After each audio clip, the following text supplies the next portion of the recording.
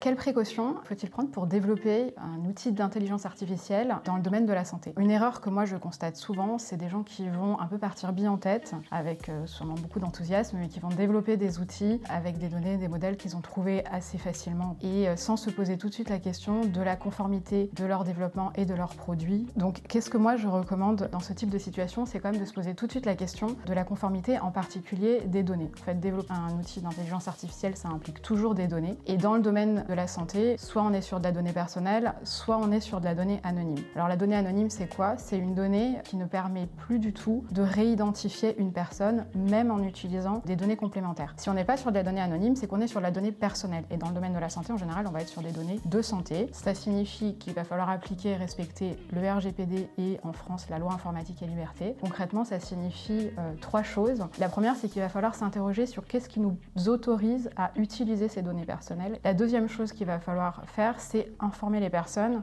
qui sont concernées par ces données. Et ça, quand on travaille en fait avec un partenaire sérieux, ça pose rarement de difficultés parce que ce partenaire aura mis en place les éléments nécessaires pour informer ces personnes. Et la troisième chose, c'est que dans un certain nombre de situations, il va falloir faire des démarches auprès de la CNIL. Ça va être une autorisation ou une déclaration, ou donc dans certains cas rien du tout. Mais c'est pareil, c'est quelque chose qu'il faut avoir envisagé dès le départ. Et donc en fait, de façon générale, c'est de poser la question de la conformité avant de démarrer pour éviter des déconvenues par la suite.